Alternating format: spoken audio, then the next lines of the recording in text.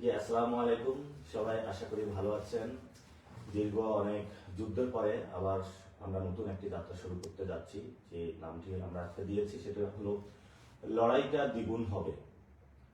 আপনারা জানেন যে বাংলাদেশের সন্ত্রাস, চাঁদাবাজি এবং দুর্নীতি ব্যাপক হারে বেড়েছে, যেটার বিরুদ্ধে আমাদের নতুন প্রজন্ম লড়াই করে যাচ্ছেন। তো আপনারা গতকালকে আমরা সারাদিনে কি হয়েছে সেই বিষয়টা আমি আপনাদেরকে আপডেট দিতে পারি নাই, যার জন্য আজকে লাইভে আসা। আমরা গতকালকে ইলেকশন ডেটা সকালবেলা একদম শুরু করেছিলাম। সকালে আমরা পল্টনে সেন্টারে গিয়েছিলাম এবং সেখানে সবকিছু ঠিক পেয়েছিলাম। তারপর আস্তে আস্তে বিভিন্ন যে কেন্দ্রগুলো আছে সেখানে আমরা যাওয়া শুরু করি। আমাদের যে জায়গাটা থেকে সমস্যাগুলো শুরু হয়েছে সেটা হলো মির্জা আব্বাস মহিলা কলেজ। সেখানে আমরা গেলাম, যাওয়ার পরে দেখলাম অনেকগুলো মিডিয়া এবং মিডিয়াগুলোকে একসাথে করে রাখা হয়েছে যে মির্জা আব্বাস সাহেব এখানে আসবেন। এবং পরবর্তীতে আমি সেটা অ্যাভয়েড করে ভিতরে গেলাম। প্রথমে নারীদের সাথে কথা হলো, নারীরা ব্যাপক হারে সেখানে ভোট দানের জন্য উপস্থিত হয়েছিলেন এবং তারা যেটা জানালেন যে তাদের সিরিয়ালটা স্লো করে রাখা হয়েছে, যার জন্য ভিতরে ভোট দিতে তারা দেরি হচ্ছে। পরবর্তীতে আমরা সেখানে আমাদের যারা এজেন্ট জিজ্ঞেস করলাম আপনার কি অবস্থা, কেমন আছেন, কোনো সমস্যা আছে কিনা। উনি জানালেন যে ওনাকে 1 ঘন্টা লেট করে ঢুকতে দেওয়া হয়েছিল এবং সেই 1 ঘন্টাটা ছিল যে মির্জা আব্বাসের গুন্ডা বাহিনী তাকে 1 ঘন্টা লেট করে ঢুকতে দিয়েছিল। এটা কোনো প্রশাসনিক ব্যক্তি বা যারা ছিল তারা কিন্তু বাধাগ্রস্ত সৃষ্টি করেনি। এর পরবর্তীতে আপনারা একটা ইত্তেফাকের যে নিউজ লাইভে আপনারা দেখেছিলেন যে আমাকে অবরুদ্ধ করে রাখা হয়েছিল। প্রথমে আমি রেলওয়ে কলোনি যে স্কুলটা আছে স্কুলে ঢুকলাম। ঢোকার পরে যে আমার সাথে 2 জন তারা অ্যালাউ করেছিল প্রশাসনের জায়গা থেকে যে আপনি 2 জনকে নিয়ে ঢুকতে পারবেন কেন্দ্র পরিদর্শনে। আমি যখন ভিতরে গেলাম প্রথমেই এক ব্যক্তিকে দেখলাম, তার হাতে হলো সিল দেওয়া, অর্থাৎ সাইনটা লাগানো। তাকে জিজ্ঞেস করলাম আপনি ভোট দিয়েছেন কিনা। উনি বললেন হ্যাঁ ভোট দিয়েছি। তো আমি বললাম আপনার এখানে কাজ কি। উনি বললাম যে আমি এখানে পরিদর্শন করতেছি। আমি একটু পরে গিয়ে আরো কয়েকজনকে পেলাম যারা ভোট দিয়ে দিয়েছে কিন্তু হলো কেন্দ্র পাহারা দিচ্ছে, ভিতরে ধানের পক্ষে কাজ করতেছে। তো তাদেরকে বললাম, প্রিজাইডিং অফিসারকে আমি ডাকলাম। প্রিজাইডিং অফিসার আসার পরে তাকে বললাম তাদেরকে বের করে দিন। প্রিজাইডিং অফিসার চুপ করে থাকলো। এর মধ্যে ধানের শেষে যে একজন এজেন্ট আছে সেও আমার কাছে চলে আসলো। আসার পরে বলল যে আপনি এখানে ঢুকছেন কেন। আমি বললাম আমি যেহেতু প্রার্থী আমার তো পরিদর্শনের সুযোগ আছে। এবং উনি দেখলাম প্রিজাইডিং অফিসারের সাথে সব জায়গায় হলো বিভিন্ন জায়গায় ঘোরাফেরা করতেছে। তো আমি প্রিজাইডিং অফিসারকে বললাম এজেন্ট তো ভিতরে থাকবে, আপনি তাকে বাইরে নিয়ে কেন ঘোরাফেরা করেন। উনি কোনো উত্তর দিতে পারলো না। তো পরবর্তীতে সেখানে আমরা পরিদর্শন করে শেষ করে যখন বের হলাম, বের হওয়ার পরে আমাদের স্লেজিং বিভিন্ন কটু কথা শুরু করলো এবং একটা লোক বাহির থেকেই প্রথমে বলতেছিল এতদিন সহ্য করেছি পাটোয়ারি, আর সহ্য করবো না, আজকে তোমাকে খেয়ে ফেলবো, যেটা আপনারা মিডিয়ার মাধ্যমে দেখেছেন।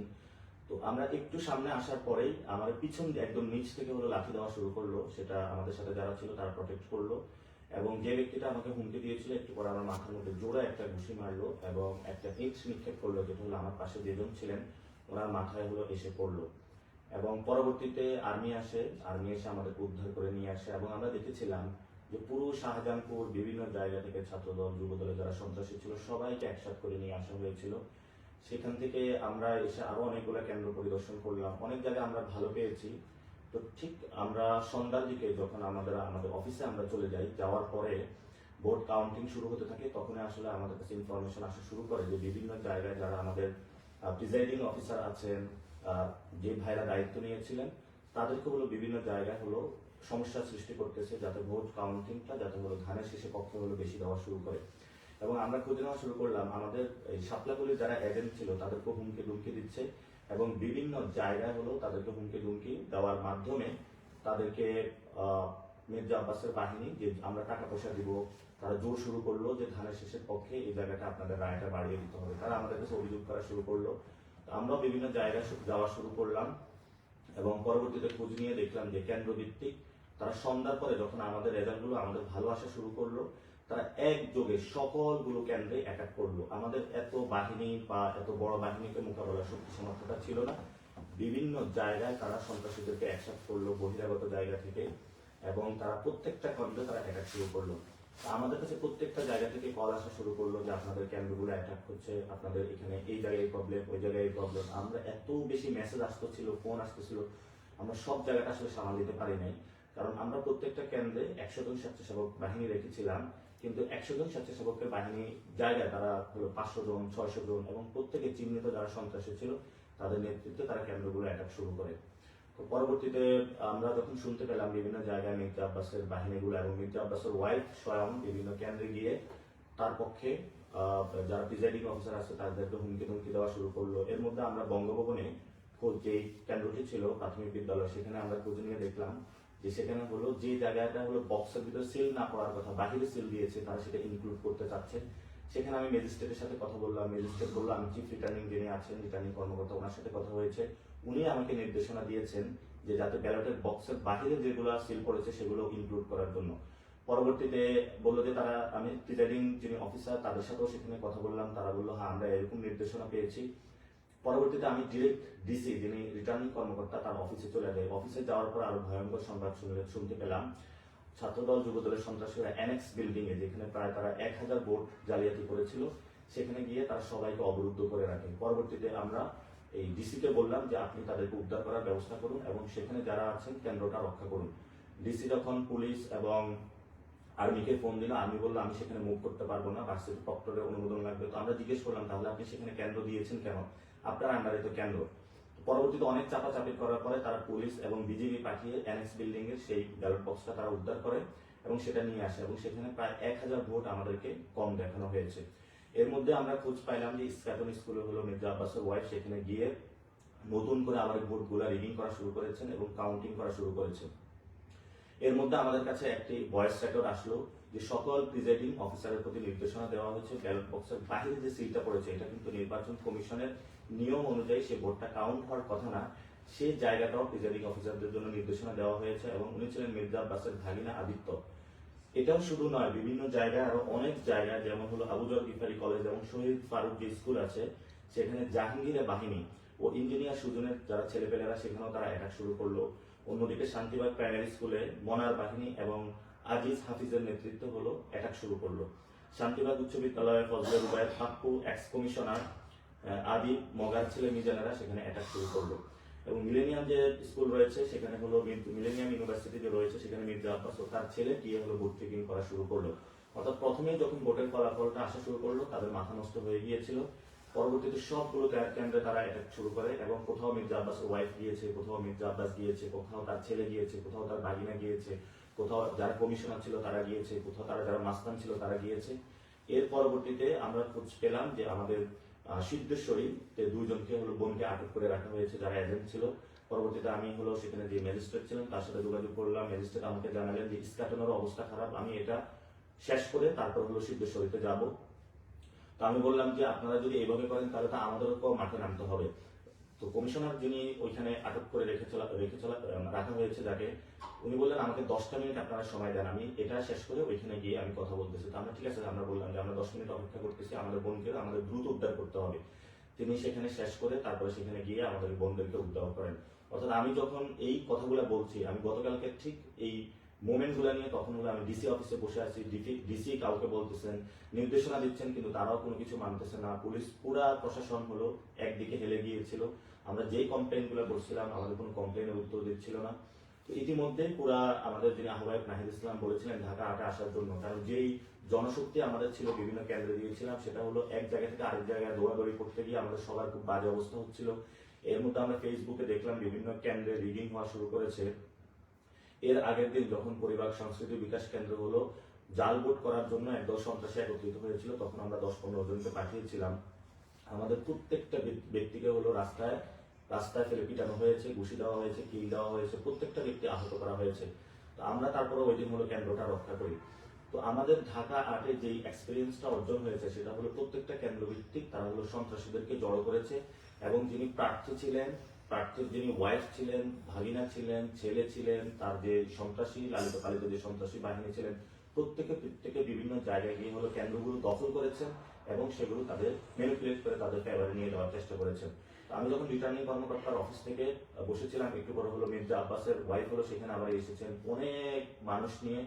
আমার কাছে সবাই কল করতেছিল ঢাকা শহরে আপনারা যারা ভোট দিয়েছেন যে আমরা কি আসবো কিনা। আমি সবাইকে বলেছি না আসার জন্য, বিকজ দ্যাট ওইখানে বড় ধরনের একটা রক্তারক্তি পরিস্থিতি সৃষ্টি হতো এবং সেটা আমি চাই না যে একটি শান্তি সুষ্ঠু যে নির্বাচন বাংলাদেশে হতে যাচ্ছিল, যেটা আমরা প্রস্তুতি নিয়ে রেখেছি যাতে আমরা যে কোনো মূল্যে একটি সুস্থ এবং সুন্দর নির্বাচন যাতে বাংলাদেশের মানুষকে উপহার দিতে পারি, সেটা আমরা কিন্তু নষ্ট করতে চাইনি এবং ভোট গণনা বিভিন্ন জায়গায় যেটা হচ্ছিল সেটাও আমরা নষ্ট করতে চাইনি। পরে নাহিদ ইসলাম যখন আমাদের এই কেন্দ্রে এসেছিলেন, নাহিদ ইসলামের কেন্দ্রে অর্থাৎ আসনে, সেখানেও আবার এই সন্ত্রাসীরা অ্যাটাক শুরু করে, সেখানে উনি চলে গিয়েছিলেন। অর্থাৎ প্রত্যেকটা জায়গায় এক জায়গায় তারা হামলা শুরু করে। ওইদিকে হলো আমিরের জামায়াতের যে কেন্দ্র আছে সেখানেও তারা একযোগে হামলা শুরু করে। তো আজকের যে পরিস্থিতি আমরা দেখছি যে বিভিন্ন জায়গায় তারা সন্ত্রাসী অ্যাটাক শুরু করেছে, এটা নির্বাচনের আগের দিনও তারা করেছে, গতকালকেও করেছে, আজকেও করেছে। আমরা কিন্তু নতুন বাংলাদেশে এই ধরনের সন্ত্রাসী অ্যাক্টিভিটিস চাইনি, এবং ভবিষ্যতে যদি এই ধরনের সন্ত্রাসী কর্মকাণ্ড চালানো হয় তাহলে হাসিনা আমলে যে পরিণত হয়েছিল আমাদের ভবিষ্যতে সেই ধরনের প্রস্তুতি নিতে হবে। তো গতকালকে যখন আমি ভোট কেন্দ্রগুলো ঘুরছিলাম সেখানে অনেক ভোটারদের সাথে আমার কথা হয়েছে, মেয়ে ভোটাররা আসছে, তারা ভোট দিচ্ছিল, উচ্ছ্বাস প্রকাশ করতেছিল, অনেক ক্যান্সারের রোগী তারা ভোট দিতে এসেছিল, আমাকে অনেক অসুস্থ মানুষ এসেছিল যারা ভোট দিচ্ছিল। তো আপনাদের প্রতি অসংখ্য ভালোবাসা, এবং আপনারা যেভাবে আমাকে অ্যাকসেপ্ট করে নিয়েছেন, এটা বাংলাদেশে একটা নজিরবিহীন ঘটনা। আমি সবাইকে আপনাদের আমার অন্তরের অন্তঃস্থল থেকে আপনাদেরকে ভালোবাসা এবং মোবারক জানাচ্ছি। আপনারা নতুন বাংলাদেশে যে লড়াইটা শুরু করেছেন সেই লড়াইয়ে আমরা ঐক্যবদ্ধভাবে ঐক্যজোট হয়েছি, এবং নতুনভাবে আমরা এই লড়াইটা আরো দ্বিগুণ গতিতে শানিত করব, যাতে নতুন বাংলাদেশ আমরা গঠন করতে পারবো। আপনারা আমাদেরকে প্রশ্ন করেছেন যে আমরা যেহেতু নির্বাচনে এই পর্যায়ে চলে এসেছি, রিডিং এর মাধ্যমে আমাদেরকে হারিয়ে দেওয়া হয়েছে, যেখানে আমরা জয় লাভ করেছি, তাহলে আমাদের প্রস্তুতিটা কেমন হবে, নতুন বাংলাদেশ আমরা কিভাবে গঠন করব।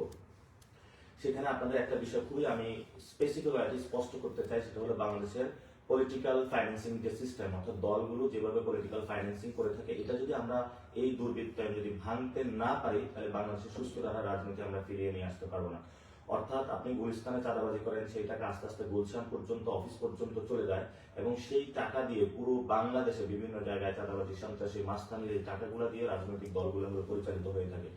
এই পরিচালনা যদি হয়ে থাকে তাহলে ভবিষ্যৎ বাংলাদেশে সেই গুন্ডা মাস্তানদের রাজনীতিটা এস্টাবলিশড হবে। আজকেও আমার বাসার সামনে বিএনপি যারা ছিল তারা ঘোরাফেরা করেছে, অর্থাৎ টাকা দিয়ে তাদেরকে লালন পালন করা হয়।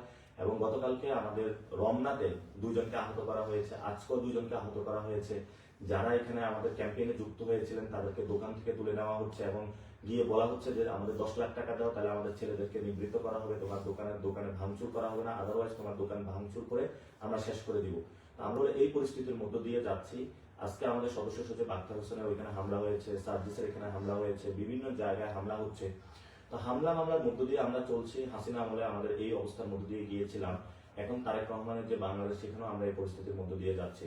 তো নতুন বাংলাদেশে যেটা আমরা বলতে চাচ্ছি যে আমরা লড়াইটা দ্বিগুণ করবো। নাসিরুদ্দিন যেভাবে আপনাদের দোকানে গিয়ে চা খেয়েছেন, আপনাদের বাসায় গিয়েছেন, আপনাদের সাথে ক্যাম্পেইন করেছেন, আলোচনা করেছেন, নতুন বাংলাদেশে গঠনের স্বপ্নগুলো বলেছেন, ঠিক তেমনি ভাবে আপনারা আমাকে সেভাবে পাবেন।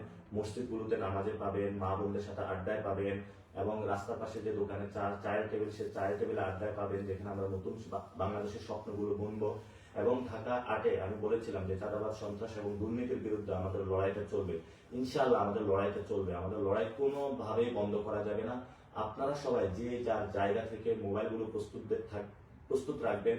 যদি কোনো ভাইকে আহত করা হয় বা কোনো আনইউজুয়াল আপনারা অ্যাক্টিভিটিস গুলো দেখেন, সেই অ্যাক্টিভিটিস গুলোর বিরুদ্ধে আপনারা সেখানে প্রতিবাদ জারি রাখবেন। কিন্তু আমার যে একটা এক্সপিরিয়েন্স, ইনকিলাব মঞ্চ যখন আন্দোলন ডাক দিয়েছিল, সেখানে শেষ দিন আমি রাজু ভাস্কর্য সবাইকে নিয়ে বসেছিলাম, কারণ আমাদের যেই জনশক্তি ছিল সেটা দিয়ে যদি পুলিশের সাথে আমরা সেখানে মারামারিতে যেতাম, এটা কিন্তু আমাদের ঠিক হতো না, কারণ পুলিশ খুবই ব্রুটাল ওয়েতে আমাদের উপরে অ্যাটাক করেছিল। এবং সবাইকে আমি তখন যারা বিভিন্ন জায়গায় আটকে গিয়েছিল সবাইকে নিরাপদ করে বাড়িতে পাঠিয়ে দেওয়া হয়েছিল। আমি ইনকিলাব মঞ্চের জাবের সাথে কথা বলেছিলাম, জুমার সাথে কথা বলেছিলাম, তারা যে দিক নির্দেশনা দিয়েছিল সেটাই আমরা পালন করেছিলাম।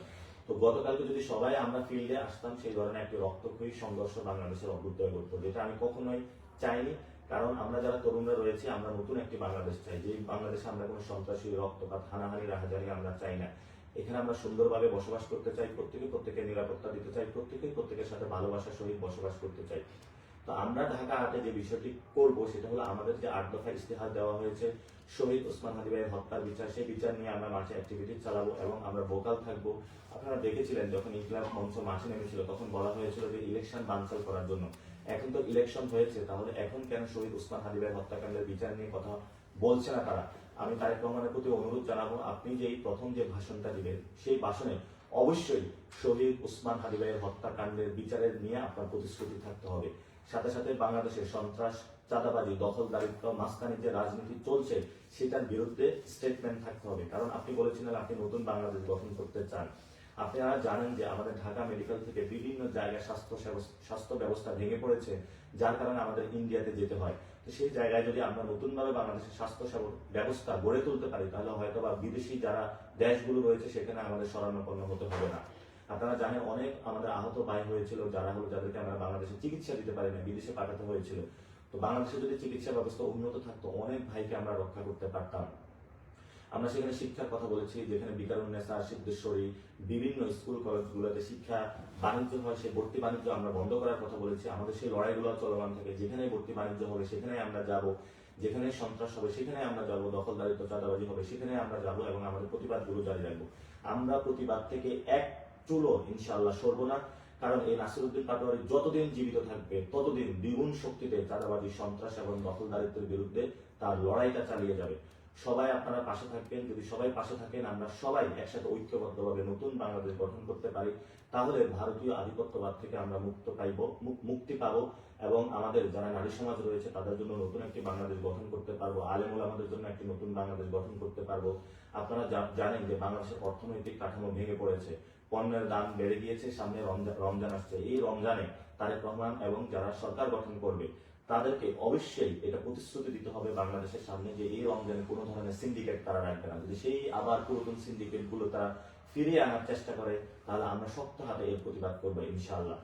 আমাকে অনেক ধরনের হুমকি ধামকি দেওয়া হচ্ছে, এবং আমার বাসার পিছনে পাশে সব জায়গায় তারা লোক নিয়োজিত করে রেখেছে, বিভিন্ন যে আন্ডারগ্রাউন্ড সন্ত্রাসী তাদেরকে তারা অ্যাক্টিভ করেছে। এবং আপনারা আজকে দেখেছেন, আমি গতকালকে বলেছিলাম লাঙ্গল এবং ধান একাকার হয়ে গিয়েছে, এবং লাঙ্গলের মধ্য দিয়ে আওয়ামী লীগ আসতেছে, আওয়ামী লীগের মধ্য দিয়ে ভারত বাংলাদেশে আবার তার সেই যে অ্যাগ্রেসিভ অ্যাটাক সেটা শুরু করবে। তো আজকে আপনারা দেখেছেন আওয়ামী লীগের একটি কেন্দ্র উদ্বোধন করা হয়েছে, অফিস উদ্বোধন করা হয়েছে, অর্থাৎ তাদের সাথে একটা চুক্তি হয়েছিল, প্রিয় আওয়ামী লীগ তোমরা আমাদেরকে ভোট দিবা এবং ভোটের মধ্য দিয়ে তোমাদের সকল যে অফিসগুলো রয়েছে আমরা খুলে দিব। আমরা বাংলাদেশে বেঁচে থাকতে একটা আহ্বান জানাচ্ছি, বাংলাদেশে আমরা যতদিন থাকবো ততদিন আওয়ামী লীগের বিচার হওয়া পর্যন্ত, বিচার যে রায় দিবে অর্থাৎ জনগণের মধ্যে তাদের যে রায় আসবে সে রায় বাস্তবায়িত হওয়া পর্যন্ত তাদের কোনো অফিস তারা খুলতে পারবে। এবং আওয়ামী লীগের যে আমরা যারা শহীদ হয়েছিল, আহত হয়েছিল, তাদের হত্যাকাণ্ডের বিচার হওয়ার পরে আওয়ামী লীগের বিষয়ে বাংলাদেশের মানুষ সিদ্ধান্ত নিব। এবং আপনারা জানেন যে সংস্কার প্রক্রিয়া হাবুট যেটা এসেছে সেটাতে বাংলাদেশে জয়ী হয়েছে এবং জনগণ অভূতপূর্ব সাড়া দিয়েছে। কিন্তু আমরা শুনতে পাচ্ছি 200 এর বেশি আসন পাওয়ার কারণে বিএনপি এই বিষয়টা বানচাল করার চেষ্টা করবে। আমরা সেই জায়গায় এই দলকে বলবো বানচাল করার চেষ্টা করবেন না, কারণ হাসিনা আমলে আমরা দেখেছিলাম তারা যখন জনগণের বিরুদ্ধে গিয়েছিল তাদের অনেক বড় রাজত্ব ছিল, সেই রাজত্বগুলো খান খান হয়ে গিয়েছিল। তো আপনারা যতই বড় রাজত্বের স্বপ্ন দেখেন না কেন, এই স্বপ্নগুলা ঘুমের মধ্যেই দেখেন। বাংলাদেশে এই রাজত্ব ভাঙতে বেশি দিন সময় লাগবে না বাংলাদেশের মানুষের। আমি পুরো বাংলাদেশের মানুষকে ঐক্যবদ্ধ হওয়ার আহ্বান জানাচ্ছি, বিশেষত প্রিয় জেনজি এবং যারা তরুণ প্রজন্ম। আমরা জানি আপনারা দুর্নীতির বিরুদ্ধে আছেন, সন্ত্রাসের বিরুদ্ধে আছেন, চাঁদাবাজের বিরুদ্ধে আছেন, দখলদারিত্বের বিরুদ্ধে আছেন। এই লড়াইটা আমাদের থামানো যাবে না, এই লড়াইটা আমাদের কারো একার না, এই লড়াইটা আমাদের সবার। এবং আমরা জানি আমাদের যারা সিনিয়র সিটিজেন রয়েছেন তারা এস্টাবলিশমেন্টের অংশের মধ্যে রয়েছেন। এই নির্বাচনটা ছিল ওল্ড ভার্সেস নিউ, অর্থাৎ এস্টাবলিশমেন্টে যারা রয়েছেন তারা নতুনদেরকে মানতে পারে নাই। সেখানে নির্বাচন যে প্রক্রিয়া, এটা একটা আই ওয়াশিং লোক দেখানো কাজ করা হয়েছে, যেখানে বড় ধরনের ইঞ্জিনিয়ারিং করা হয়েছে, সেগুলো দেশবাসীর সামনে স্পষ্ট, আপনাদের সামনে স্পষ্ট। সেই জায়গাটা থেকে আমরা বলবো নতুন বাংলাদেশে এই নির্বাচন প্রক্রিয়া ঠিক করতে হবে, যে নির্বাচন প্রক্রিয়ার মধ্য দিয়ে যারা বিজয়ী তারাই সত্যিকার অর্থে বিজয়ী হবে। পেশি শক্তির রাজনীতি থেকে বেরিয়ে আসবো, আমরা দখলদারিত্বের রাজনীতি থেকে বেরিয়ে আসবো, এবং সন্ত্রাসীর যে রাজনীতি সেটা থেকে আমরা বেরিয়ে আসে নতুন একটি বাংলাদেশে ইনশাল্লাহ সবাই যোগ দিব। আপনারা সবাই ঐক্যবদ্ধ থাকবেন। বিশেষত প্রিয় মা এবং বোনেরা, আপনারা অনেক কষ্ট করেছেন, অনেকে মেহেদি উৎসব করেছেন, অনেকে রোজা রেখেছেন, অনেকে নফল নামাজ পড়েছেন। প্রিয় বাবারা, আপনারা অনেকে কান্না করেছেন জায়নামাজে, আপনারা অনেকে রোজা রেখেছেন। আমি এই ঋণ কখনো আপনাদের শোধ করতে পারবো না, আমি শুধু একটা বিষয় দিয়ে শোধ করব। আমি আপনারা যেই লড়াইয়ে আমাকে সহযোগিতা করেছেন সেই লড়াইটা ইনশাল্লাহ আমি চালিয়ে যাব। আপনারা যেভাবে মসজিদের বারান্দা আমাকে পেয়েছেন সেভাবেই পাবেন, রাজপথে যেভাবে স্লোগানে পেয়েছেন সেভাবেই পাবেন, যেভাবে ক্যাম্পেইনে অন্যায়ের বিরুদ্ধে আমাকে পেয়েছেন সেভাবেই পাবেন। যারা সন্ত্রাস, চাঁদাবাজি এবং দখলদারিত্ব করেও ইলেকশন ইঞ্জিনিয়ারিং মধ্যে মাসল পাওয়ারের মাধ্যমে সংসদে যাচ্ছে, আমরা ভবিষ্যৎ বাংলাদেশে তাদেরকেও দেখে নিব। উসমান হাদি ভাই বলে গিয়েছিলেন তাদের গুম হারাম করে দেওয়ার জন্য আমরা সত্যিকার অর্থে তাদের গুম হারাম করে দিব এবং নতুন বাংলাদেশ গঠন করব। আমরা আজকে দেখতে পাচ্ছি প্রশাসনের অনেকেই নতুন করে আগ্রহী হয়েছেন অত্যাচারের স্টিম রোলার চালানোর জন্য। প্রিয় ভাই, আমরা আপনাদেরকে বলবো, আপনাদের দেখেছেন কত নির্যাতনের মধ্য দিয়ে আমরা গিয়েছি, আর নয় নির্যাতন, জল কামান, লাঠির বাড়ি, এবার দ্বিগুণ গতিতে আমরা ফেরত দেব। প্রশাসনের বাইরেকে আমরা বলবো এই কল্পনা ভুলেও করবেন না যে নতুন বাংলাদেশের তরুণ প্রজন্মের পিঠের মধ্যে আঘাত করে তাদের রক্তাক্ত করে আপনারা পার পেয়ে যাবেন। আমরা পুলিশ সংস্কারের কথা বলেছি, আপনাদের বিচার এখনো হয়নি। বিচার প্রক্রিয়ার মধ্য দিয়ে প্রত্যেকটা হত্যাকাণ্ডের বিচার প্রক্রিয়ার মধ্য দিয়ে যাবে। আওয়ামী লীগের উদ্দেশ্যে বলবো, অনেক ষড়যন্ত্র করেছে দিল্লিতে বসে বসে। বাংলাদেশের মানুষ এই ষড়যন্ত্রের জবাব দিয়েছে। আমরা ইলেকশন করতে সফল হয়েছি, বাংলাদেশের মানুষ। সেই জায়গায় আমরা জাতীয় পার্টি এবং আওয়ামী লীগের কফিন কবরস্থ হয়ে গিয়েছে। নতুন করে আর নাড়াচাড়া দেওয়ার কোনো কারণ নাই, গন্ধ ছড়াবে। এই জন্য আওয়ামী লীগ এবং জাতীয় পার্টিকে বলবো, বিচারের মুখোমুখি হন। আর আমরা তারেক রহমানকে বলবো, কোনোভাবেই আওয়ামী লীগকে পুনর্বাসন করার চিন্তা করবেন না।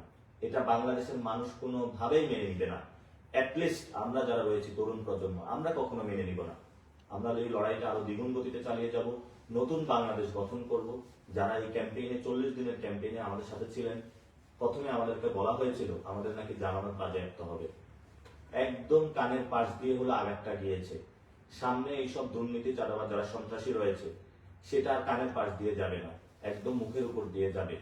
এই জন্য বলবো, যারা গডফাদার আছেন, উচিত শিক্ষা আমরা দেওয়ার চেষ্টা করেছি, কিন্তু আপনারা ইলেকশন ইঞ্জিনিয়ারিং এর আশ্রয় নিয়েছেন। সত্যিকার অর্থে যদি বুকের পাঠ থাকতো আপনাদের, তাহলে এই ধরনের ভোট চোরের মহা উৎসবে আপনারা মারতেন না। এই যে মির্জা আব্বাস সাহেব, আপনি একজন ভোট চোর, ইতিহাসে লেখা থাকবে আপনার নাম। আপনি একজন চান্দাবাজের, ইতিহাসে লেখা থাকবে। আপনার সন্তানের সামনে যখন আপনি দাঁড়ান, তখন এই জবাবগুলো আপনাকে দিতে হবে। নতুন বাংলাদেশের সামনে এগুলো জবাব দিতে হবে। শুধু আপনি না, অনেকগুলো সন্ত্রাসী যারা জয়ী হিসেবে ঘোষণা করা হয়েছে, অনেকগুলা দখলদার চাঁদাবাজদের, আমরা তাদের বিরুদ্ধে ইনশাল্লাহ রাজপথে নামবো। লড়াইটা আরো নতুন শানিত হবে। প্রিয় তরুণ প্রজন্ম, ঐক্যবদ্ধ থাকুন, সাহস হারাবেন না। আরো দ্বিগুণ সাহস নিয়ে আমরা নামবো, যে সাহসের মাধ্যমে নতুন বাংলাদেশ গঠন করব। সে যাত্রা, সে আহ্বান জানিয়ে আজকে আমি আপনাদের সাথে কথা শেষ করছি। আমার যদি এই চলার পথে কোনো ভুল ত্রুটি এই কয়েকদিনে ক্যাম্পেইন হয়ে থাকে, আমাকে ক্ষমা করে দিবেন। অনেকের সাথে উঁচু কথা বলেছি। ইনশাআল্লাহ আমি হয়তো আপনাদের যে জায়গায় রিপোর্ট দেওয়ার কথা, সর্বোচ্চটা দেওয়ার চেষ্টা করেছি। ভবিষ্যতে আরো দিব এবং আমরা ইনশাআল্লাহ আগামী ইলেকশনে আরো নতুন শক্তিতে আবির্ভূত হব। আমাদের যতটুকু শক্তি এবং সাহস ছিল, এটা আরো দ্বিগুণ করব ইনশাআল্লাহ। ঢাকাতে আমরা জনগণের বানাবো, জনতারই শাসন চলবে। যদি এখানে কোনো ভাই এবং বোনদের উপর আক্রমণ করা হয়, আমরা ইনশাআল্লাহ সবাই মাঠে এসে সমুচিত জবাব দিব তাদেরকে। 1 সেকেন্ডের জন্য ইনশাআল্লাহ আমরা বসে থাকবো না। আমাদের কোনো একজন কর্মী, ঢাকা আটের কোনো একটি ভোটারের উপর যদি কেউ আঁচড় বসাতে চায়, আমরা কিন্তু বসে থাকবো না। আমরা সবাই ঐক্যবদ্ধভাবে নতুন ভাবে আবার মাঠে নামবো। সাহস করবেন না আপনারা, এই দুঃসাহস করবেন না। অনেক যথেষ্ট আমরা সহ্য করেছি। আমরা আপনাদের সাথে একসাথে নতুন একটি বাংলাদেশ গড়তে চাই।